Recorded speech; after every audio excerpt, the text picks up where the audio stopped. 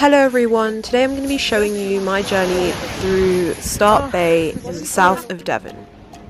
Took around 6 hours to get to Slapton from London. We walked up and down the coast on cliffs and hills and down on the shingle beaches. We visited several little villages along the coast. One of them was Slapton Sands and the others were Torcross, Sands, Beesands, Sunnydale, and the very beginning of Start Bay, up on the very tops of the hills. Beaches you can find here are known as shingle beaches, which are mostly made up of pebbles.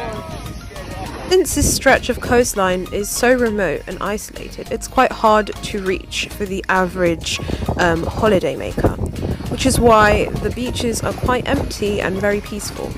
We must also consider the fact that it is September, so most people aren't able to go on holiday right now, which is why there wasn't a very large crowd. The majority of residents in the local area are quite old, which means that they've probably retired and have decided to move to the countryside. But as you can see, the beaches have very nice clear waves and the weather was pretty good when we went. We went as part of my geography trip where we investigated the physical activity on the coastline as well as the human activity and how it impacted the transformation of the coast itself. Most of the homes that you'll see along the coast are very expensive and mostly empty at the moment, as they are usually second homes bought by very rich people to rent out to holidaymakers. Also notice that the roads don't have any markings and are quite gravelly, and there isn't much street lighting at night. That is since these roads are hardly used. So investment from the council and the government is quite minimal in this aspect. But it's still very enjoyable, very peaceful, very tranquil, I would say. The walks along the cliff tops and hills were very tiring, but you were able to see an amazing view of the coast that you wouldn't be able to see anywhere else.